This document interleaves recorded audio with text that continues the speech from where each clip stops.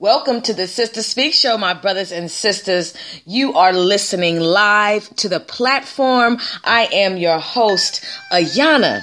Not only am I your host, I am the creator and producer of the Sister Speak Show, my brothers and sisters. Tonight, my brothers and sisters, oh my goodness, you are in for a treat. But first, let me explain to you exactly what you are listening to. You are listening to spiritual inspiration shared through the arts. You are listening to spiritual inspiration shared through Ayana.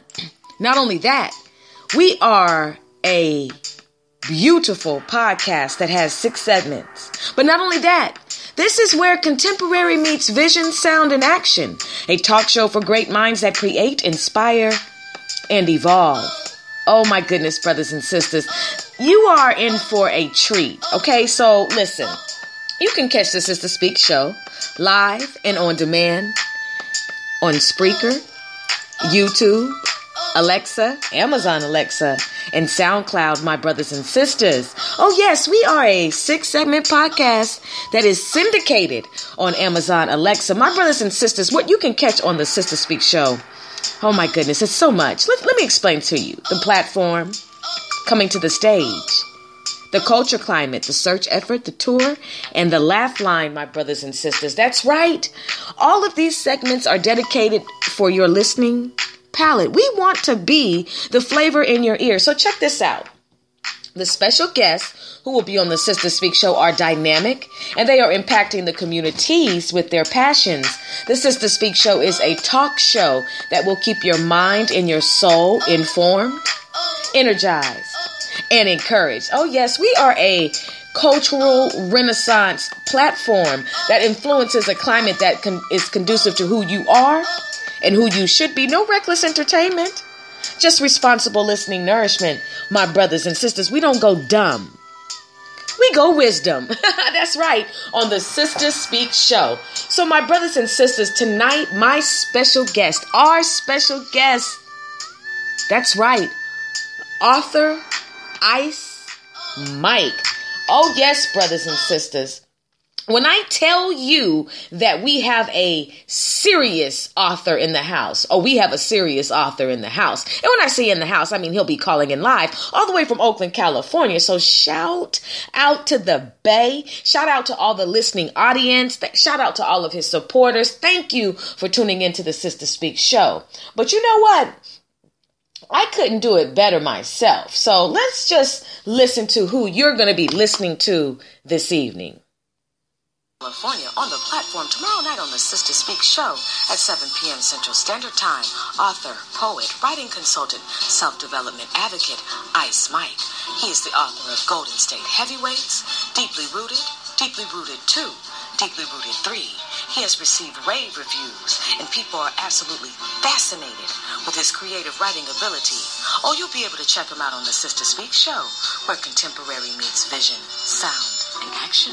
Brothers and sisters, thank you for listening live to the Sister Speak Show. So you heard it. That's right. My special guest is absolutely dope. He reached out to me and I was like, yes, I would. I'm honored to have you come on to the Sister Speak Show. And that's what it's about. So all of you who are listening, look, if you have something that you feel would, be conducive to the Sister Speak Show, we'd love to have you on as a special guest. But let's just get right on into it now.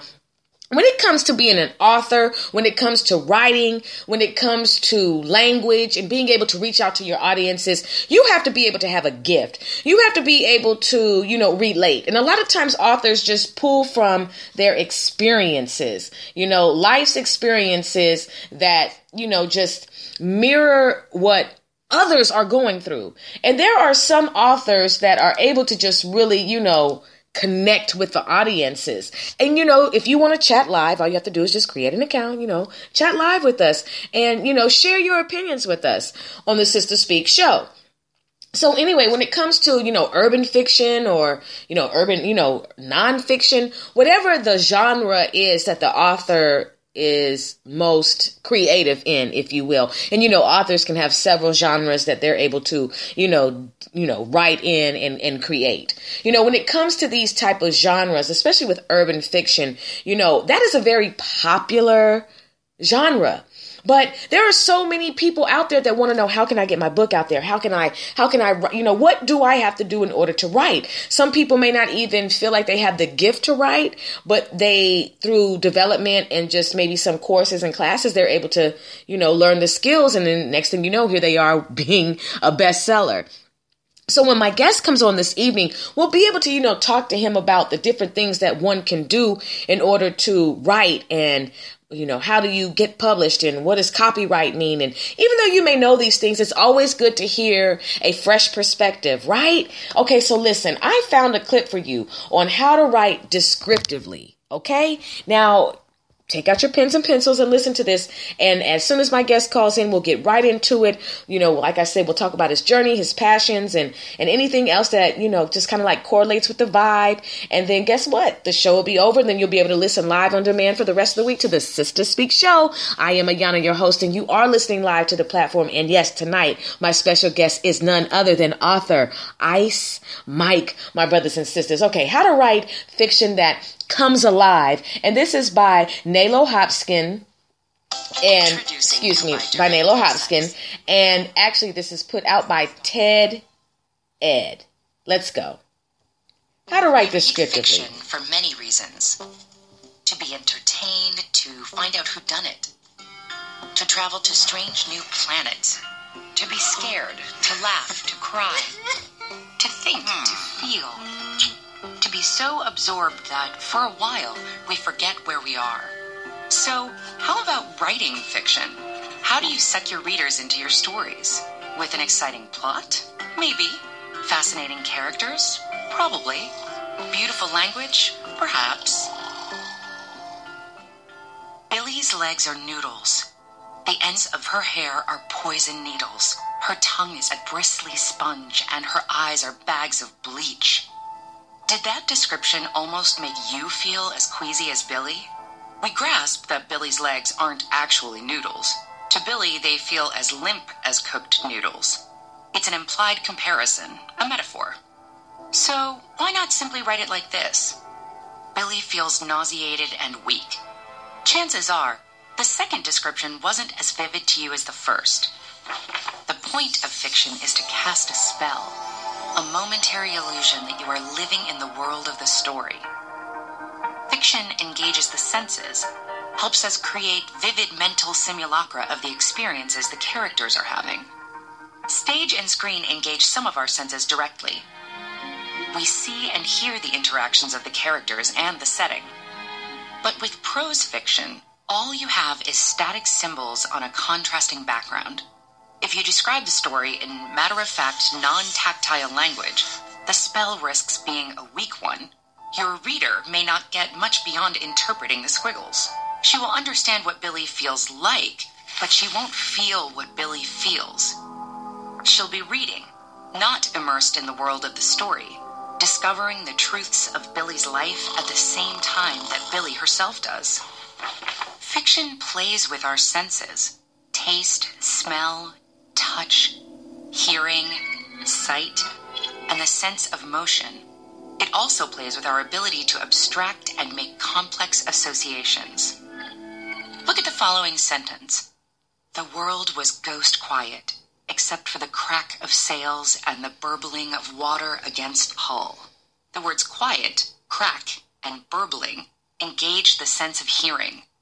Notice that Bacall doesn't use the generic word, sound. Each word he chooses evokes a particular quality of sound. Then, like an artist laying on washes of color to give the sense of texture to a painting, he adds another layer, motion, the crack of sails, and touch, the burbling of water against hull. Finally, he gives us an abstract connection by linking the word quiet with the word ghost. Not quiet as a ghost, which would put a distancing layer of simile between the reader and the experience. Instead, Bacall creates the metaphor ghost quiet for an implied rather than overt comparison. Writers are always told to avoid cliches because there's very little engagement for the reader in an overused image such as red as a rose, but give them love began on a beach, It began that day when Jacob saw Annette in her stewed cherry dress.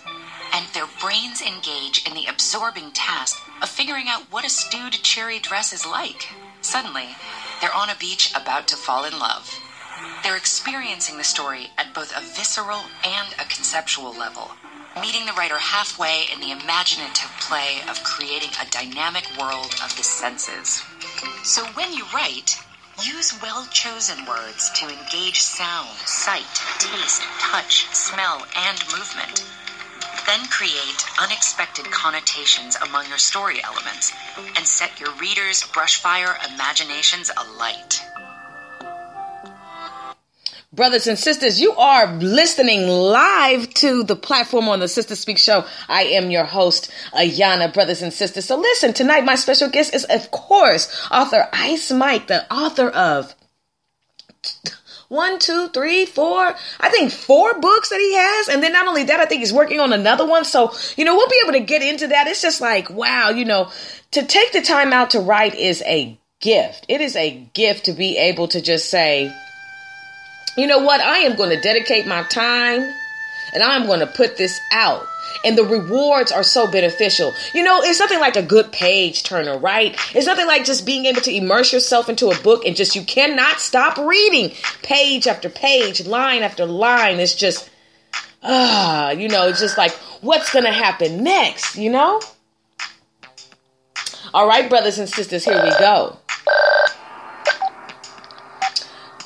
Calling in live to the Sister Speak Show, my brothers and sisters, is my special guest.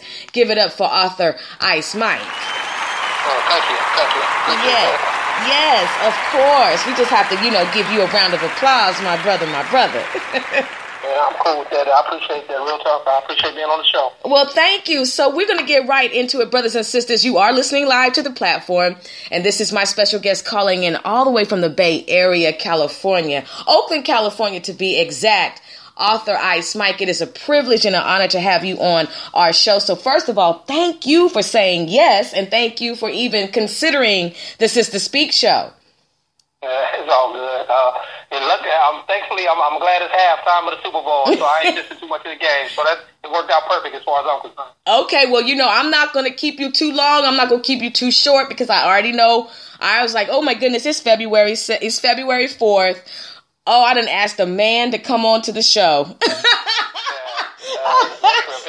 real talk. I mean, it worked out perfectly because it just started halftime, so everything worked out like I wanted it to. Okay, perfect. So how many minutes do we have before, halftime is up? We got at least a good half hour.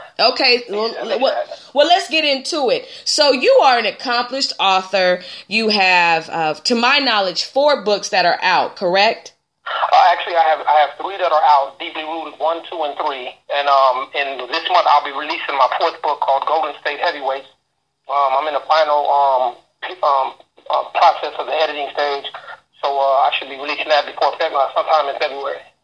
That is amazing. So let's just get right into it. Deeply Rooted 2, Deeply Rooted 3.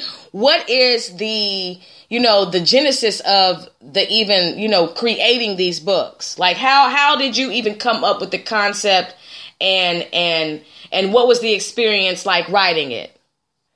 The experience, I'll answer that question first. The experience was like, I guess an avid reader, somebody who's an avid reader or somebody who loves to read books, they can understand this and appreciate this. But the way people love reading a good story or reading a good book, that's the way I feel when I'm writing a good book. It's like when my mind is working, I'm coming up with these plots and these twists and these storylines, and I'm developing these characters.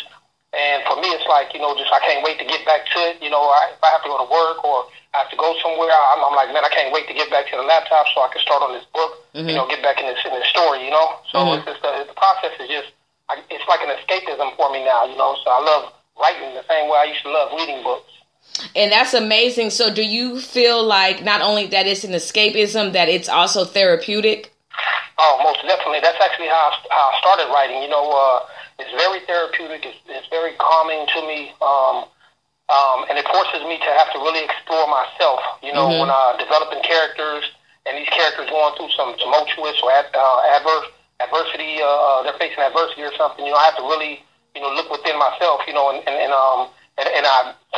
are often times while I'm doing that exploration process, I'm discovering stuff about myself, and I'm going back to like a lot of painful places in my past where I'm able to pull, from that emotional, well, and so that I can give a lot more depth to the story and the characters that I'm creating.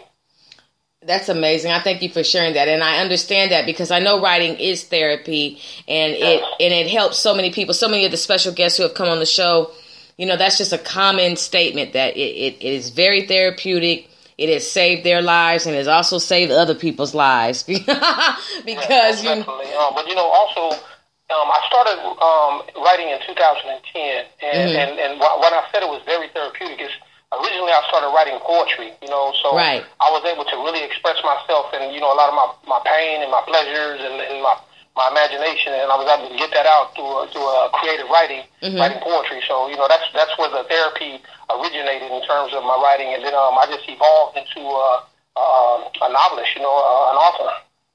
And that's how it happens, it's like the journey is necessary, the time that it takes, but it allows you to just see how far you've grown, to look back on your writings when you were younger versus where you are right now. And it also allows your fans, those who follow your readings, to just see how, how much you have developed, with your writing. And so I think that's just a part of the growth. But even if you never became an accomplished author, which you are, even if you had never become that, just the fact that you have an outlet to release, you know what I mean? That's just the biggest part about it. So who did you read, growing up? Like, who were some of the authors that you were like, I like this author?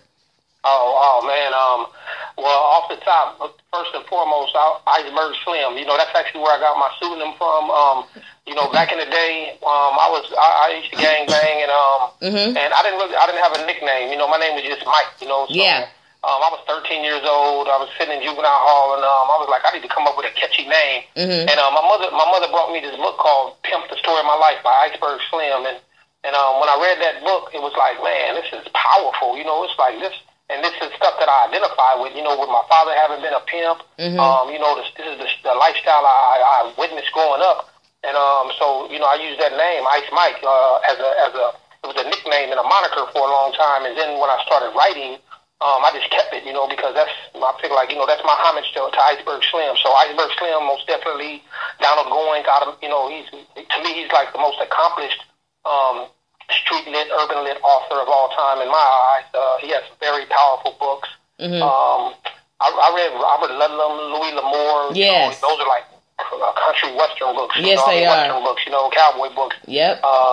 Jackie Collins, so Stephen King. And then as of late, like when the urban lit game, popped back up, like, maybe 15 years ago or so, I started reading, stuff like Coldest Winter Ever by Sister Soldier, yes. Terry Woods, True to the Game, Nikki Turner. So those were authors who I modern day authors who I can appreciate their work. Ashley Cuevas, what they're doing out there in the urban lit game right now is like, that's why I aspire to get on that level, I think you are. I think you already are there, you know what I mean? Because a lot of people, the reviews that you have and just, I'm sure the reception that you have been receiving, I feel like you're there. It's just a matter of sometimes you have to catch up to it in the flesh. You can already be there in the spirit. You just have to catch up into the flesh. So I just want to encourage you to keep writing and keep creating and, keep using that escapism, because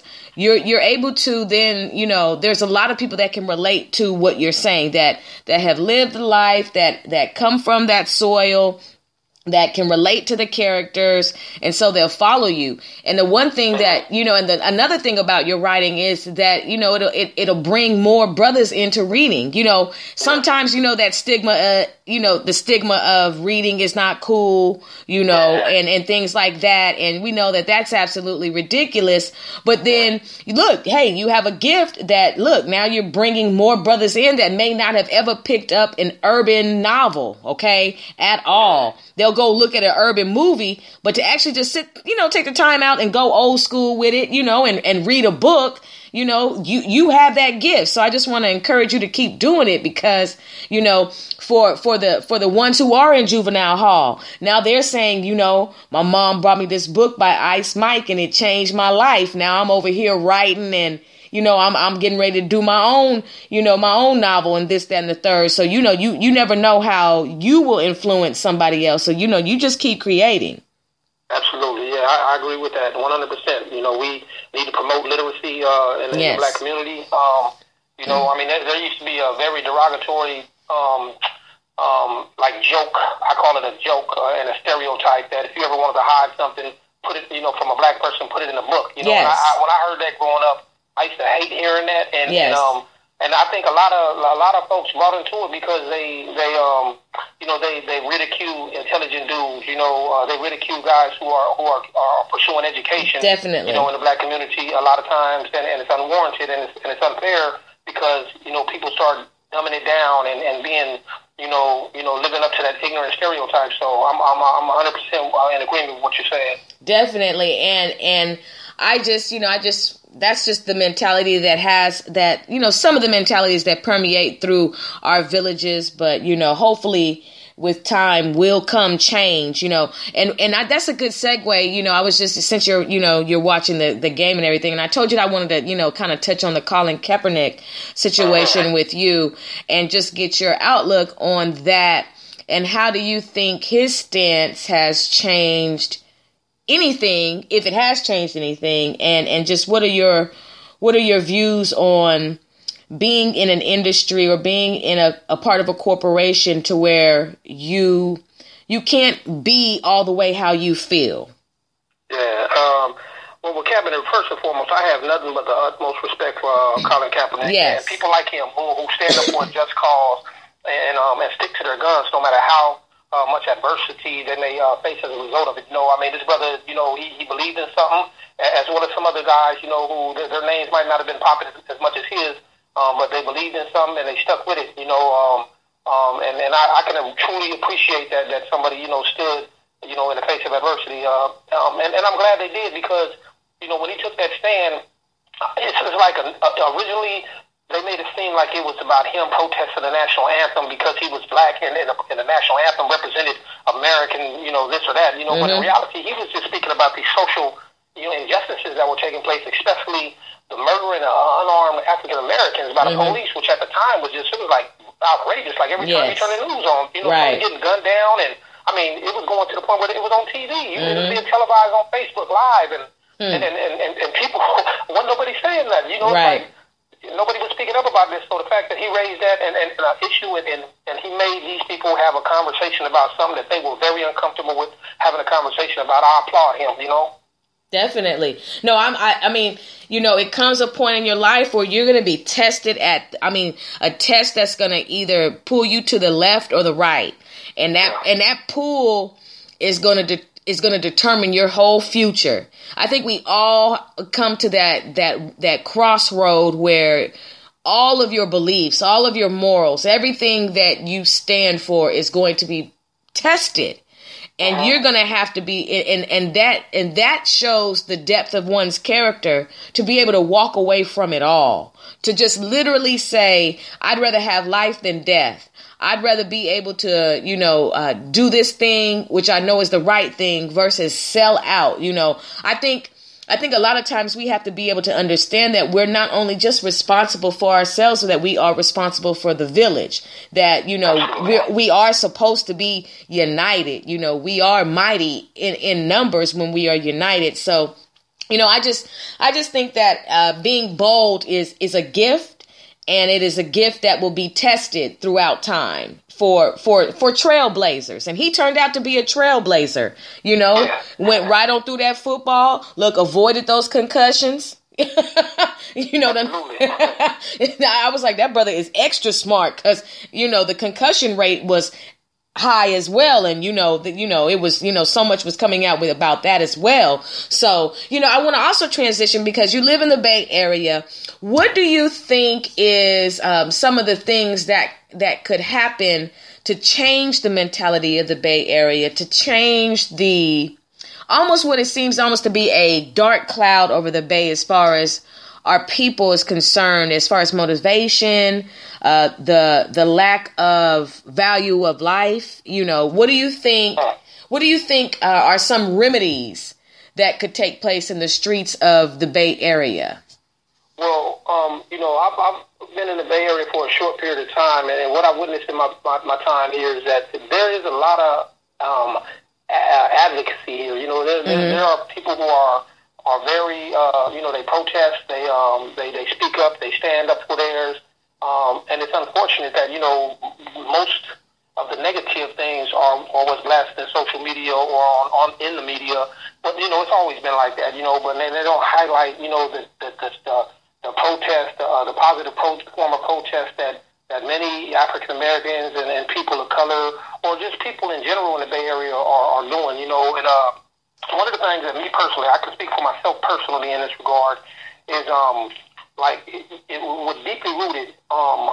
I try to highlight a lot of the social issues and injustices plaguing African American communities. Today, like the open embracement of the thug mentality, the effects of fatherless households, black self-hate, as well as, like the results of systemic oppression against people of color. But the way I do it is because I'm not trying to reach people who are necessarily beyond that or past that, or feel like that's not touching them.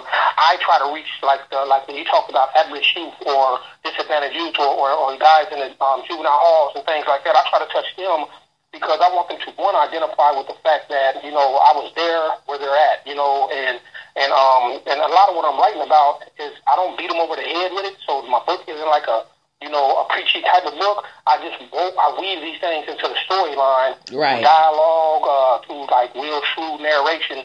Where I just really, with cunning and crafty storytelling, I kind of like highlight these issues, so that it would spark a thought in their mind, and maybe provoke them to feel a certain way, a more positive way about this, that type of thinking, And then just let me highlight this because this is something that I really want to put out there in relation to my book. Yes.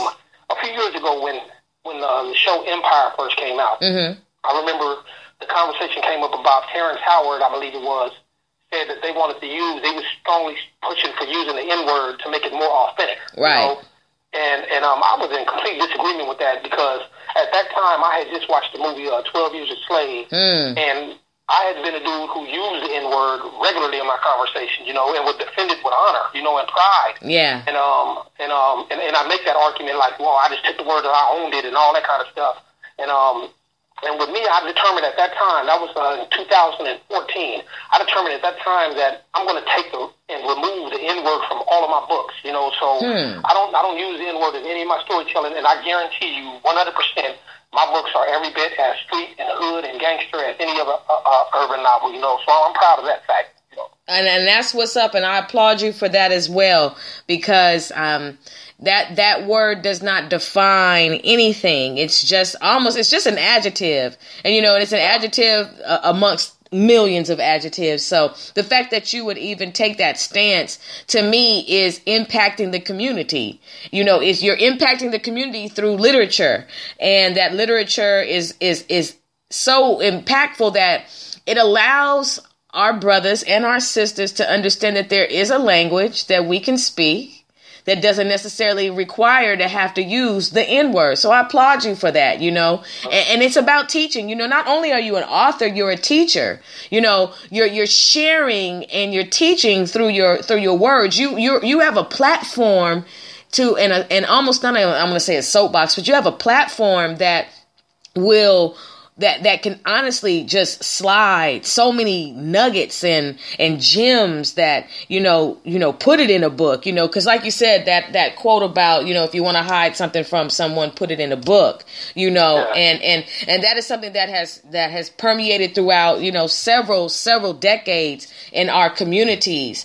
And we're able to dispel many myths and stereotypes and things of that nature, because I think it's honestly, there's so many of us out here that I think it's just a small minority that is caught up in the ignorance matrix, if you will. I see too many of our people doing well, thinking well, speaking well, writing well, producing well, to where I see more positive than I see negative. But the negative is so strong that you can't help but look at it. You know what I mean? You can't help but see it because, when it's heavy, it's heavy. So another thing I wanted to ask you is, how long does it take you to write? Because I know that there are potential authors that are listening and those that will listen on demand that want to get into, writing, whether it's fiction or nonfiction, no matter what genre of literature it is that they want to get involved with and start creating in, how long does it take to create? It depends on how into the story I'm feeling at that moment, like how invested I am into the story. Like for instance, with Deeply Rooted, the first book, it took 36 days to write that book. Wow. And when I wrote part 2, it took 76 days. After that, I kind of really stopped keeping track of the specific time because, I was so busy trying to push the book and do other things outside of writing the books that, when I started writing Deeply Rooted 3 or some of my other stories, revising them and stuff like that, I really wasn't trying to be mindful of time. I was just trying to make it a better product. I wanted to put a superior product out there, so...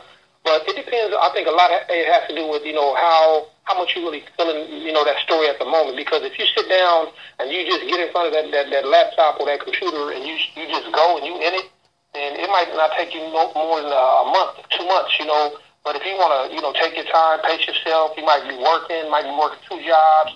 It could take a lot longer, But just, FYI, for your information, just so you know, at the time I wrote these books, I was incarcerated, Okay. So I had a lot of time on my hands, and unfortunately I had a cell phone at the time. This is 2012. I had a cell phone and it just got confiscated. So, that was, to me, it's like I was able to really just throw myself into my writing at that time, whereas, it probably would have took longer had I never had the cell phone in the first place. So, so I don't know, but it varies though. Yeah.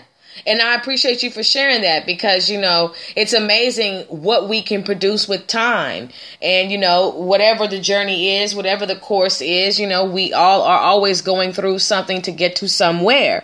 And so in your time, it's about, being productive and being constructive with your time. And that's what you did. And so look at where you are now. You're on the other side of that. You're through it and you have these books and you're putting out a 4th one and the reviews are great. Tell me, just share with the listening audience some of the reactions from your fans about your novels, because I've seen them on Instagram and of course you'll share your, all of your social media information, but, share with the listening audience what some of the fans are saying about your novels. I've yet to meet a person who didn't like them. A lot of the feedback I get from most people is like, man, you are a very descriptive writer. I feel like I was right there. The picture that you painted was so vivid. It's like, man, I was there, and then they love the storyline. They hate characters. They love characters. And so it's mostly, I can't recall any negative, feedback from anybody other than, somebody getting killed, and they was like, I wanted that person to live, and stuff like that. Oh, well, then when you hear that type of feedback, that means that you have definitely reached your audience and you have a gift, because when people are that engaged, that means that the writer is doing their job, because I am completely immersed in everything that you're saying. And so you also mentioned that you're working on Golden State Heavyweights. Share with the listening audience just a little bit of a synopsis about that, what they can have to look forward to when purchasing that book. Okay, when I wrote Golden State Heavyweights, I intentionally tried to narrate that book from a more intelligent perspective, meaning, I didn't want to dumb it down in any way whatsoever. I wanted to write to the point where sometimes you go get a dictionary wondering what is this word, Right.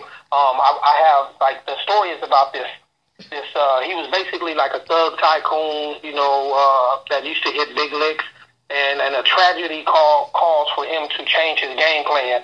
And while most people would have got out the game with the type of money he had bigger aspirations of building a criminal empire in California, an all-black criminal empire. So that's where the term he dubbed the crime family the Golden State Heavyweights.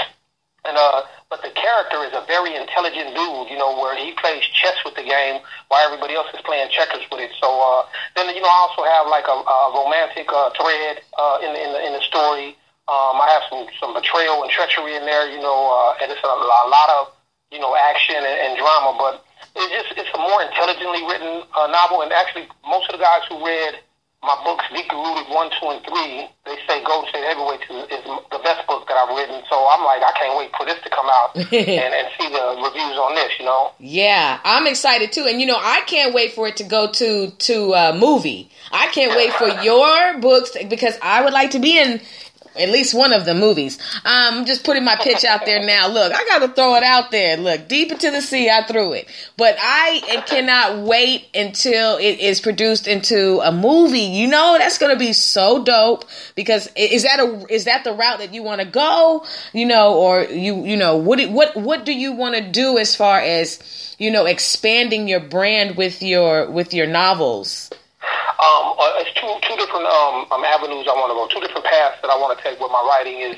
One of them is, I'm glad you touched on it, is I write books with the mindset of every book I write, I want to be a movie. So yes. I'm trying to be as descriptive and revealing as possible. I try to have a lot of depth with my characters. I try to make it very, you know, twisted storylines. So it's just like, it's complex storylines, but they're easy to understand. You know, I usually involve a cast of characters. It's not just one character or two characters. It's usually like a cast of characters, but their stories all end up linking together and meshing together.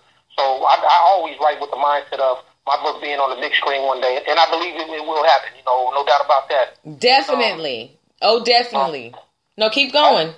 Okay. Also, you know, when I was incarcerated, I was involved. You know, I originally, you know, I was a gang member. I was heavily immersed in the criminal lifestyle. Yeah. And I just got out like several months ago from doing 28 years. And with me, I was devoted to a criminal lifestyle. And I got to a point where I wanted to change. I had to change in order to save myself. So when I made that transition and I determined to change, I realized that I had to change my entire belief system. My belief system was corrupt from all the childhood trauma I endured. So I had to make a lot of, you know, significant changes, and I had to literally deprogram myself and then reprogram myself. And in the course of doing so, I was able to take advantage of a lot of the, like, what they call the self-help groups or the rehabilitative groups in prison, and you know, explore myself. Gain insight into like my causative factors, my root causes so much of my anger, my body tendency and behavior, and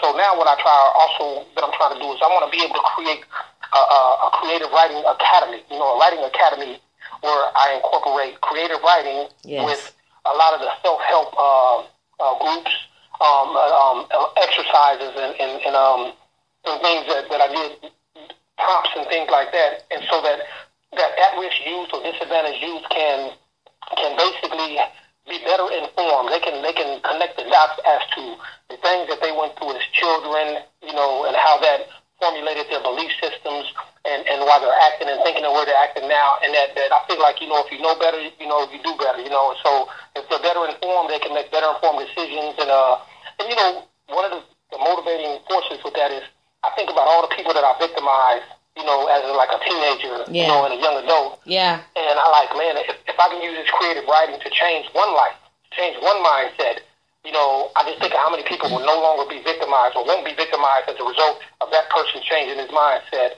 You know, so, and if it's more than one, then that's even, it doubles and triples or whatever. So, you know, I really want to be able to alter the course of life of some of the at-risk youth who don't know that they bring value to the table. You know, that they have a gift within them. It just has to be pulled out. Somebody has to show them that, you know, you don't have to resort to this criminal lifestyle. You know, it's another way. You know, it's something different out there. Oh, definitely. I think you know, you're very articulate and you're very wise, and I'm very grateful for you. And I just want to say, you know, it's amazing how God is able to take you through some things and bring you out better than you ever were before. And he knows exactly what we need, whether it is being incarcerated. And, and just to encourage you, we all are criminals because we all are sinners and we fall short. So when it comes to, making mistakes and character development, we all have to experience those different type of things. That's just how you grow, and it's just a fact. That's just how you grow. And, nobody can turn their lip up or anything like that because, look, just to be honest with you, we all have done things and some of us just haven't gotten caught as far as, the world would see it, but it's always been, there's an account for everything that we do. So the fact that I see you, making waves, wanting to give back, wanting to serve, thinking about others, if you could just reach one, that's what it was about. Our journeys are about other people and how we will be able to impact them with the fact that we survived. We're victorious, that we came through some things, but we also came through and gained wisdom.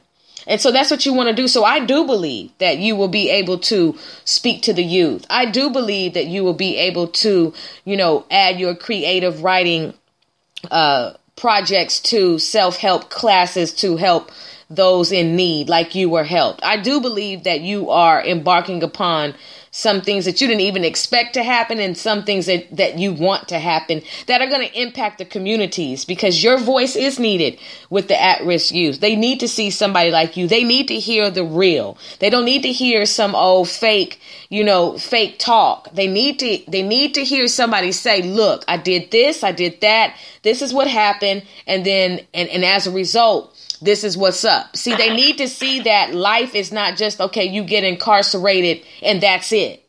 No, you can go through that course and God can deliver you out of that. You can be facing so many sentences and then next thing you know, you're released. I mean, God is able to do that because it wasn't about that. It was about you gaining everything you needed so you could write better, speak better, live better, feel better. And that's what it's about. So I'm very grateful for your journey and for the fact that you're awake in the sense that that, look, I had to do better. You understand what I'm saying to you? 100%. I mean, I'm in complete agreement with where you're coming from.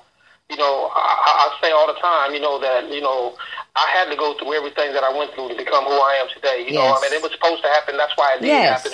And one of the things I try to, I say to people is like, my experiences in life, the good, the bad, and the ugly, it's not just some of me. It is the sum of me, So most definitely, I needed to go through all of that stuff, in order to be the individual that I am today, So most definitely. Definitely. And I just hope that you'll be able to, you always hope when your loved one is incarcerated or anything of that magnitude that they will come out different. You always pray and some don't.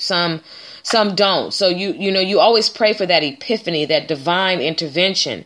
And so I just hope that you are able to, go back and be able to speak to others so they can understand, look, I do need to change. I do need to wake up. This brother's an inspiration. You're an inspiration, and I think you know that, but you are an inspiration to several men, several men, men that you've come in contact with and men that you have yet to come in contact with. So, I just want to encourage you to keep doing what you're doing. And I'm just very grateful that I was able to even connect with you on my journey and to say that you are Sister Speak family. Yeah, for sure. And, and I appreciate your words. I really do.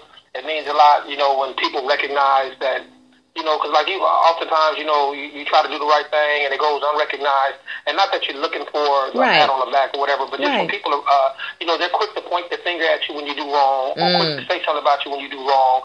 So when people speak, positively or reinforce, something positive that you've done, or affirmation, it's beautiful. It's a good feeling, So, yes, living amends is definitely a part of my life, Yes. Something I do until I can no longer do it, Yes. And you know what the beautiful thing about it is? That's your past. We all have a past. That's the past. We on a new journey. You a whole new brother. So we just focusing on who you are today. You understand what I'm saying to you? I understand. I feel blessed to be in the position that I'm in right now. Because it's not just, the writing I do is beautiful, and that's my passion in life, but, my job as well is, I'm a family reunification fatherhood coach, so it's like, this is what I'm surrounding myself with positive, like-minded individuals, and I'm not out here wasting, time, I'll share with you this, that when I was locked up, I got to a point in my life where I did not want my tombstone or my legacy to be determined by the fact that I was incarcerated, and that's all I brought to the table when I lived on this planet, when I walked this earth. I wanted so much more for myself. It got to a point where I remember I was sitting in solitary confinement, and I wrote down on a piece of paper, that I deserve better. I deserve a better version of me. My family deserves a better version of me, and the world deserves a better version of me. And I wrote that down, and I put it above my mirror so that I could look at it every day.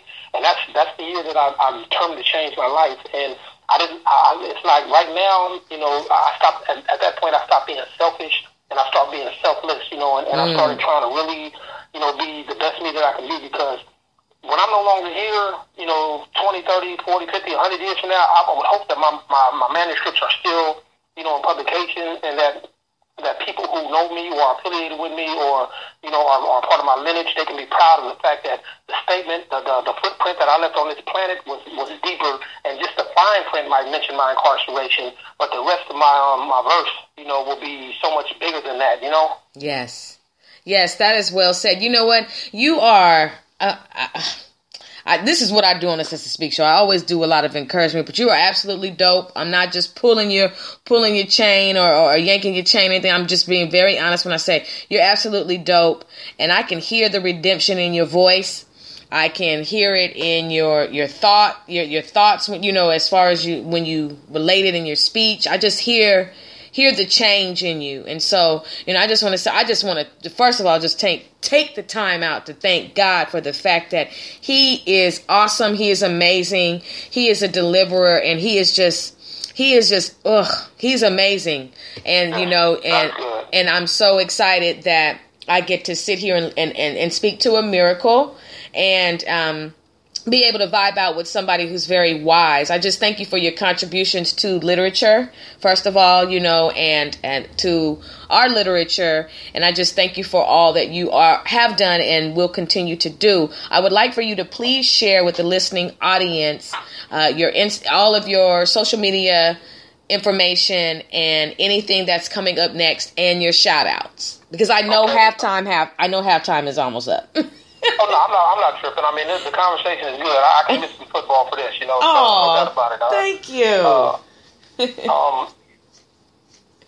me see. So what I have coming up is, I want to, my initial goal is to, to really just put some more good manuscripts out there, some more novels out there. Yes.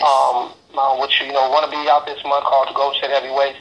Following that will be a book called Passion with a Pistol. That's actually the first novel that I actually wrote. I just hadn't published it. I'm fine-tuning that. I like to keep just, moving on the journey of becoming a writer. I want to be, start writing maybe screenplays or something like that. Hopefully that this building of my brand, will allow that to happen. I want to make connections with people where I am an impactful and effective change agent out here in society. I feel like I've destroyed so much at one time in my life. Now I want to build. And I feel like I'm doing that. I'm on the right road to doing that. So that's something that I definitely look forward to doing. As far as a shout out, in terms of like, you want my social media. Yeah. So I'm most active on Instagram. I think that's coming out of prison. All of this social media was new to me. Mm-hmm. So it was mind boggling to grasp at times. But I got it, to a degree, but Instagram is what I connected with the most. So I'm most active on that.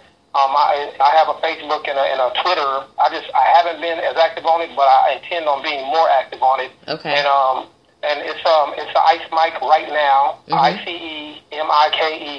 ICEMIKEWRITE now @gmail.com. So for all the social media sites, so people can go there and see what I'm talking about and what projects are coming up for me soon, and what I'm trying to do out here, in society. That's what's up. And I really appreciate that. And, you know, I appreciate, like I said, everything that you're doing. And I want my brothers and sisters to listen to what I'm about to say. Support this brother. You know, how can they purchase your books? They can go to duffelbagbooks.com and order copies, or they can go to amazon.com and order copies. They're also available in Kindle. Now that I'm out of prison, I'm able to, you know, to reach out to more like stores or outlets, you know, to carry my books. So I'm in the process of trying to, you know, stretch it out. And I just signed a 3-book publishing deal with Seven Figure Publications in Atlanta. Wow. So most definitely, that's where Golden State Heavyweights and Passing with a Pistol and Golden State Heavyweights Part 2 will be coming out on. So, you know, I just I need to start doing these book tours, these book signings, things that I couldn't do before. Yeah. That I'll be able to do now that would allow me to, you know, gain more exposure and, you know, and touch the fan base more, you know. That's what's up, and congratulations. Oh my goodness, you're really doing big things. You know, like I said, brothers and sisters, the people who come on the Sister Speak show are absolutely dynamic, and they are impacting the communities with their passions. And when they come onto the platform, we're dealing with entrepreneurs, creative artists, we're dealing with authors, we're dealing with community advocates. You know, we're dealing with those who are on a certain level in the communities, and we make the known. And so you got to hear an interview with, Ice Mike, and look, I have heavy hitters who come on the Sister Speak show. I mean, you know, you can check my resume, you can check my episodes. Everybody who comes on the Sister Speak show is absolutely phenomenal and dope. And we have added yet one more member to the Sister Speak family, Ice Mike, author Ice Mike. Not only author, but poet, and he's a community advocate, and you're also a consultant, correct? Yes, I do creative writing consulting work. You know, mainly right now I'm at the point I'm doing a lot of content editing. I'm willing to ghostwrite. You know, I mean, my pen game is. I'm very confident in my pen game. So yes, if somebody needs that story, you know, they need the right touches to it. You know, I got that. I got that in me. So, you know, most definitely. And then also, like I said, I wanted to do this creative writing curriculum. I want to introduce it into programs like juvenile justice systems. Yes. You know, and then into the communities and some of these at-risk communities, you know, and really just put that out there, and then hopefully, you know, change lives and minds, you know, and we're doing so. And you will. And then there's going to be so many. And see, the beautiful thing about this show, it's a syndicated podcast, so it's international as far as it's syndicated on Amazon Alexa. So with this show being live, as well as, you know, you can listen to it on demand, it just gives so many people all over the world an opportunity to know who you are. So now we are internationally introducing you to the entire world, you know, and that's pretty big. And so to all of my international listeners, no matter what country you are listening from on Amazon Alexa, support this brother, support everything that he has going on, share it with your friends. You'll be able to pick up a novel that you won't be able to put down. You'll be wanting more, and you'll be so immersed into his writing that you're going to be like, look, when's the next book coming out? And so that's what it's about. And, you know, you can also just be able to listen to, he has video excerpts also on Instagram where he's just, you know, sharing some candid advice and just, you know, where he's coming from with writing and his opinions and his facts. And so, you know, just get to know who he is so you can understand why I asked him to come on the Sister Speak show. I'm sure by now you all can trust me with my guest. Okay. So, you know, thank you so much, my brother, for coming on the show.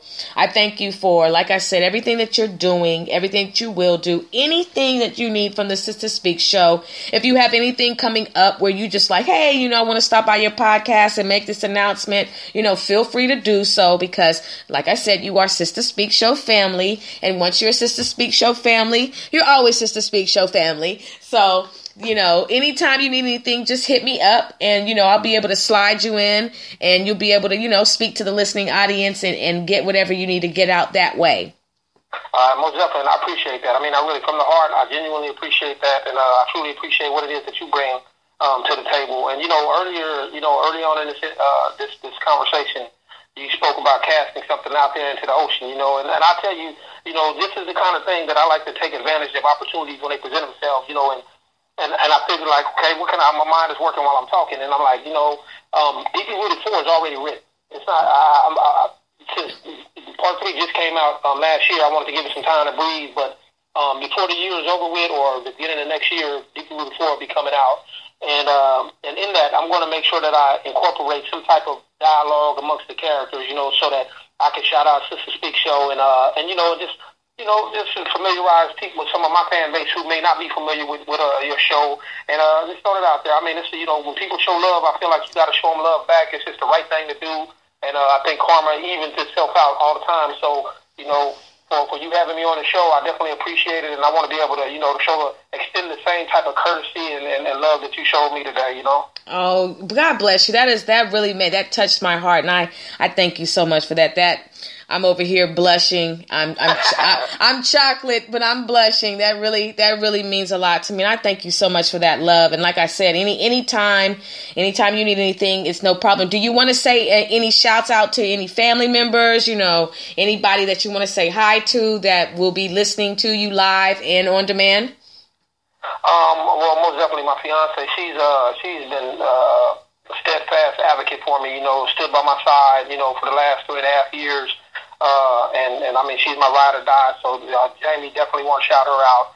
My mom for always, loving me unconditionally, even when she knew I was in the wrong. She checked me, but she loved me anyway. I have a few brothers out here in the Bay Area who, I've connected with, and they're positive-minded individuals as well, and they really helped me to see a bigger picture and a clearer path.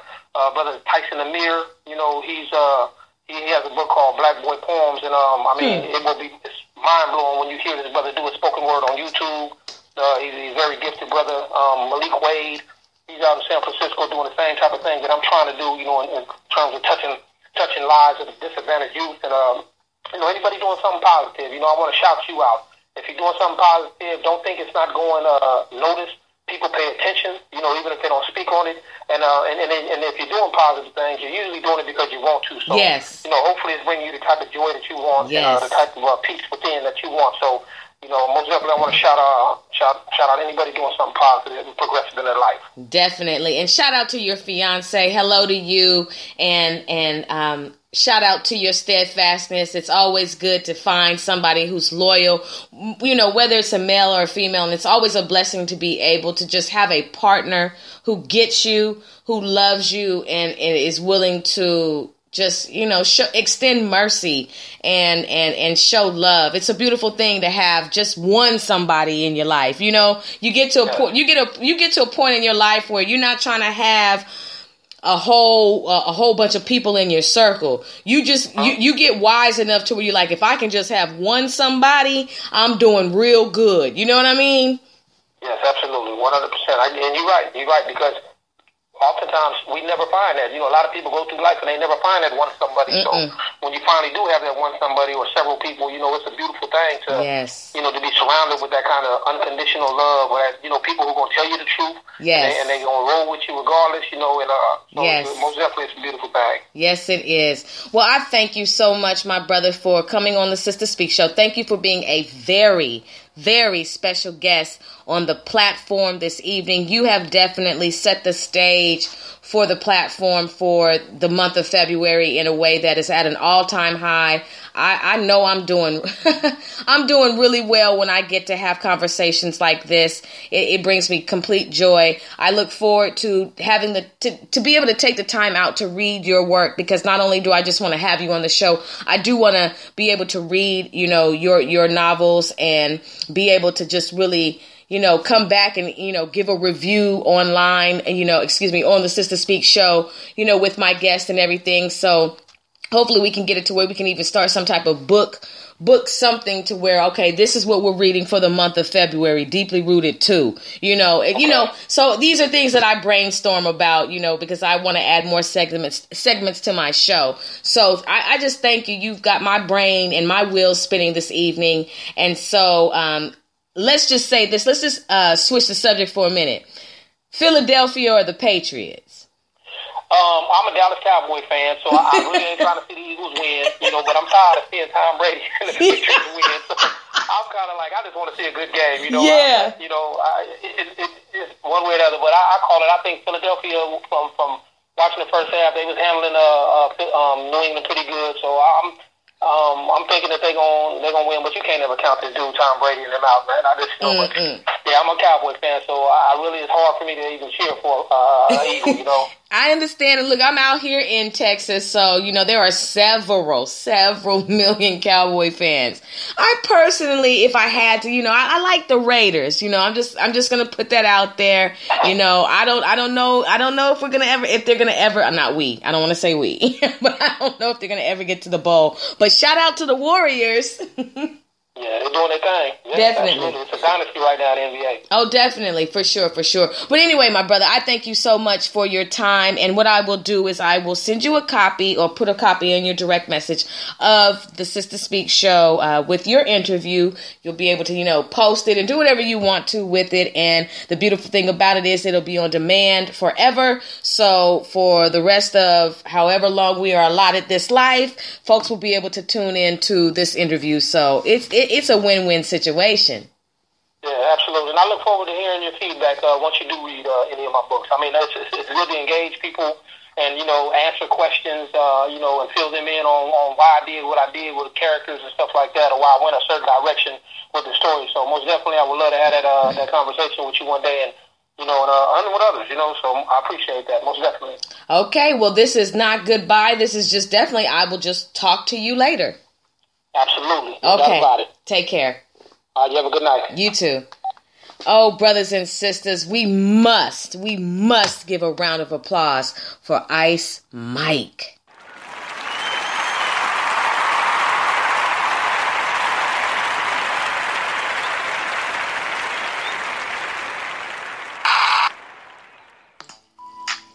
Brothers and sisters, you are listening to the platform on the Sister Speak show. Spiritual inspiration shared through the arts. Spiritual inspiration shared through Ayana. Oh my goodness, Sister Speak, where contemporary meets vision, sound, and action. A talk show for great minds that create, inspire, and evolve. I told you that the special guests who come on the Sister Speak show are dynamic. I told you that they are impacting the communities with their passions. I mean, you heard the interview. You heard it. You know it's going up on the Sister Speak show. Anything going down is crashing. Now listen, the Sister Speak show is a talk show, my brothers and sisters, that will keep your mind and your soul informed, energized, and encouraged. Look, you need to be informed. You cannot be a dummy. Okay, we don't do dumb. We go wisdom on the Sister Speak show. We want you to be aware, alert, no zombies, okay? No type of dormant activity in the brain. Constantly thinking, constantly being renewed, constantly filling your brain with things that are going to nourish your mind. That's what we want to do on the Sister Speak show. So anyway, not only that, energized. Look, you need energy. Can't you feel mine? I know you're like, ooh, she has a lot of energy. So, look, it just depends on the show. Sometimes it's one of those where you have to talk like this, and you just have to give them this type of voice, depending on the seriousness of the situation. But most of the times, you're going to get full-blown energy because you need to be energized. You need to know that, look, you can get up, you can get out, and you can go get something, okay? It's never too late. We are here to also encourage you on the Sister Speak show. Don't you need encouragement? Don't you need somebody to tell you that you need to go ahead and press your way through anyhow, my brothers and sisters? Don't you need somebody to tell you, look, you're going to be all right? I've been there before.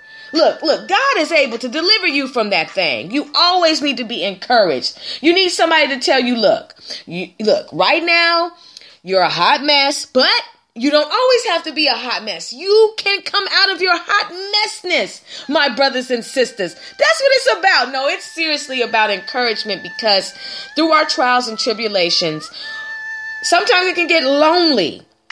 Sometimes it is hard, my brothers and sisters. Sometimes you don't You don't know which way is up, and sometimes it's extremely dark. So one of the things that we like to provide on the Sister Speak Show is encouragement. When you come on here, we're going to uplift you. We're going to applaud you. We give you your kudos. We don't tear down. We don't hate. There's enough room for all of us to grow. God multiplies by subtraction. I mean, there are so many positive things that go on with the Sister Speak Show. But guess what? We are also a cultural renaissance platform that influences a climate that is conducive to who you are and who you should be. No reckless entertainment, my brothers and sisters, just responsible listening nourishment, my brothers and sisters. We don't go dumb, we go wisdom on the Sister Speak Show. So listen, we have a jam-packed month, my brothers and sisters. I'm telling you, February 4th, we started it off right, with author, poet, creative writing consultant, and self-development advocate Ice Mike from Oakland, California, the Bay Area, California, stand up. So listen, February 11th, we have on the platform author Demond Alvarez. He is a creative writer, author, and a speaker. That'll be Sunday at 7. February 18th, Sunday at 7 p.m. we have Sai Assad. She is an author, my brothers and sisters. On the 13th, we have coming to the stage, poetess Kiana Mullen. Excited about that. On the 24th, on the tour, we have Varus Bell. He's an artist and he's the owner of Culture Worldwide. Not only that, on the platform, we have Mayhem, and he is a clothing brand designer, and he goes by Mayhem, but his real name is Jamichael Breckinridge. Brothers and sisters, that is a name that says, look, you got long money, the Breckinridges. Anyway, brothers and sisters, and also we have Clue on the tour. He'll be coming on the 10th. And then we got Jono DeMafia Don from SDYP The Movement. He will be on the tour February 20th. So yeah, the order was all around. We'll have a commercial for you so you'll know everything that's going on. But look, I mean, February is jam-packed. But not only that, brothers and sisters, what I decided to do this month was something a little different. I decided to commission some spoken word artists to create a piece for us called It Takes a Village. Because regardless of, I understand Negro History Month and all of that that's going on and everything, look. Okay? We're popping all the time, okay? So anyway, one thing that is always on my heart is the village. Because we are responsible for one another. Like, we are all the remedy for the whole situation. It can't be done where it's just one or two people. You know, it can't be all on Dr. King's shoulders, or all on Malcolm X's shoulders, or all on Harriet Tubman's shoulders, or all on Frederick Douglass's shoulders. And some of you are saying, well, why aren't you speaking about current people in the communities? I don't know any besides my local brothers and sisters. If you're talking for me to name somebody who's just out there on a national platform on the way that I consider to be conducive to the village. Hey, so anyway, it can't be all on our four people's shoulders. We got to come out of, oh, what would Harriet do? Oh, what would Dr. King do? Oh, what would Malcolm do? We got to come out of that. Look, we got to come out of that. And we have to say, what are you doing? Okay? Look, the clock is ticking. Time is moving. What are you doing? We cannot keep going to the I have a dream speech. We can't. Okay? We've got to wake up from that. And we have to put things in motion. We cannot keep marching if we don't know where we're going.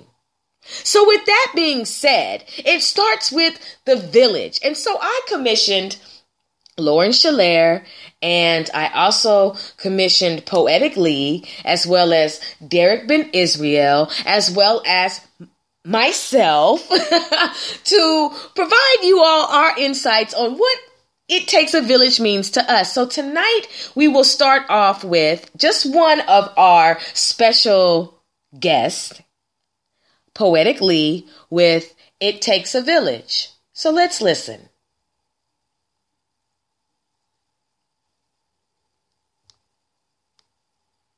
hands tied in the bind of love, care, and being aware that we will not go anywhere without a village. Backs lifted, frowns shifted upside down, because we're gifted with knowing when our crown is tilted that around we have a village. We're so subconscious of the weight we carry while others wait to carry those same must believe in the tooth fairy, though sleeping on what I speak never earned $1. Used to be focused on the bling I set on my collar. Now I realize the real chain gang are those that stick by your side no matter the pain and truly abide in seeing the sunshine through your rain. We've been fooled to believe that we'll be more accepted with the monetary gain, temporary fame, bottles of champagne, just some false claims for our insecurities to entertain. But starting today, let's Novocaine the cavities of society. Train the youth that only sobriety will awaken the third eye in thee. There is no I in we, so if your eye can't see that it takes a unity to make community, no cliche, only the truth of what I say. So let me ask you to pay with your attention. No, with the admission to this village is loyalty sprinkled with diligence. Now let this sentence show you that royalty is defined when you and I combine to grow the mind, one hand to another, no matter if it's your sister, brother, mister, mother, auntie, or other, or all in between, because today, this village will not let selfishness intervene. Ooh, brothers and sisters, let's give it up.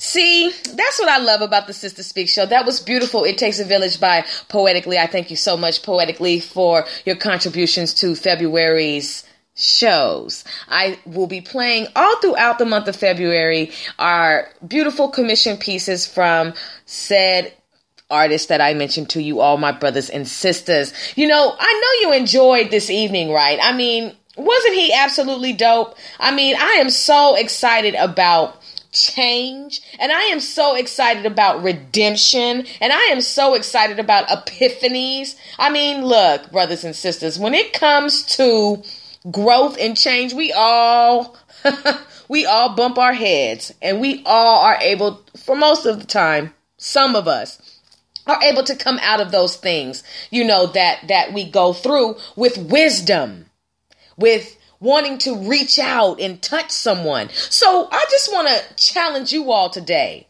and ask you this. Out of all the trials and tribulations that you've been through, all of the things that you have been delivered through, what have you done with the wisdom that you've gained? Have you gained any wisdom? How are you serving your communities? Are you writing? Are you speaking? Are you praying? What are you doing for your communities, my brothers and sisters, these days? Oh, you're the help. Oh, you didn't know it? You're the laborer. So what are you doing? How are you impacting the communities that you live in? What are you doing to contribute to the upward movement of our people out of the curses that we're in? Are you ready to pray yet? Haven't we had enough, my brothers and sisters? Oh my goodness. The village. I mean, look, in the world, let me just use this as an example. When you have somebody in the world who violates certain sex laws, they go on a sex offenders list. So we must have an idiots list, an idiots offenders list. I mean, look, brothers and sisters, we have to get rid of the idiots in the village. How do we do so? We've got to, number one, brothers and sisters, admit that there are idiots in the village. And then we have to admit that we are a village. And then we have to be willing to do something about the village. Oh, you are a role model. Whether it's on a micro or macro level, my brothers and sisters. So what are you doing today? How are you changing the community? Do you brag about everything that you do? Are you just doing things just so you can get a photo op? So you can just get camera time? So you can just get on the news? What are you doing? Are you doing it for vanity? Or are you doing it because for sanity? Oh, brothers and sisters, the Sister Speak Show, spiritual inspiration shared through the arts. We'll be right back, my brothers and sisters, after this commercial break. We want you to listen live and on demand to the Sister Speak Show. There are 6 segments dedicated to serving you, my brothers and sisters. We have the platform, coming to the stage, the culture climate, the laugh line, the tour, and the search effort. Oh, the Sister Speak Show, where contemporary meets vision, sound, and action. A talk show for great minds that create, inspire, and evolve. Brothers and sisters, we are back and you are listening live to the Sister Speak Show. I am your host, Ayana, and we're getting ready to close this on out. Look, we have some dynamic guests coming on. The Sister Speak Show is popping. You can listen live and on demand. We record live and on demand from Dallas, Texas, my brothers and sisters. You are able to catch all of the previous episodes at your leisure. I encourage you to create an account and become a follower of the Sister Speak Show. I encourage you also to share the Sister Speak Show with your family and your friends. I mean, why not, right? I mean, the one thing about this show that's different from other shows is that it's me. It's the Sister Speak Show. And you know what else? We're here for you. We're here for you in a way that's just more than just basic talk. We really want to cater to all of your listening needs. Consider us to be the Baskin Robbins podcast, if you will, with our 6 segments. And guess what? We're adding more segments this year to the Sister Speak Show. So listen, I'm off on Mondays, but you can still contact me through sistergoodthing.com, my brothers and sisters. Not only that, you can also contact me through direct message at SGTPGW. Now, also keep in mind that I'm an artist and I'm very passionate about my gifts. So you can also purchase original artwork from me. Spiritual inspiration shared through the arts. PGW stands for professional gift work. I have original canvases that vary from 16 by 20s, 18 by 24s. I have 24 by 36s, landscape, portrait size.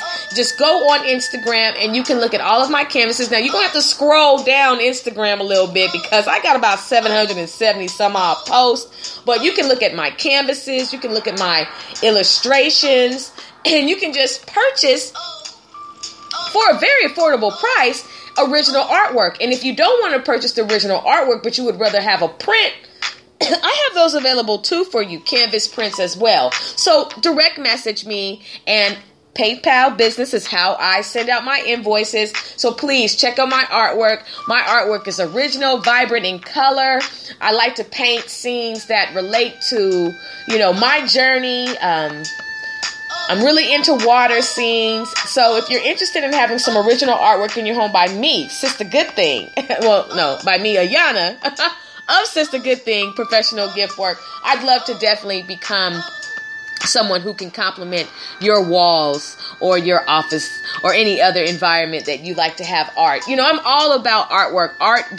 Painting for me brings about pleasure, and it is therapeutic. So please take the time out to check out my artwork online at sistergoodthing.com, where you can check out some of my illustrations. They are for purchase. All you have to do is just click and we'll send, and free shipping for most areas in the United States. And you can also check out my canvas work on SGTPGW on Instagram. Okay? So listen, brothers and sisters, thank you. And if you are interested in voiceover work, I do voiceovers, professional voiceovers. If you are interested in having a commercial run on the Sister Speak Show, check out my Instagram page. I have a great deal when it comes to voiceovers for just $25 a month. But you better catch that deal, because very soon the prices will go up, my brothers and my sisters. Anyway, look, have a wonderful evening. I hope that you stay warm. And for those of you who've been listening on demand, I hope you're having a wonderful day and a wonderful morning and a wonderful night, depending on what time you're listening to this program. Anyway, I am your host, Ayana. Kingdom Child Recordings is executive producer of the Sister Speak Show, where contemporary meets vision, sound, and action. A talk show for great minds that create, inspire, and evolve. My special guest this evening was author Ice Mike. Truly a blessing. Until we speak next time on Tuesday, coming to the stage. And then on Wednesday, the search effort. Thursday, the culture climate. And Friday, the laugh line. And then Saturday, the tour. And then Sunday, the platform. Going heavy in the paint, my brothers and sisters. Okay, anyway. You all have a wonderful evening.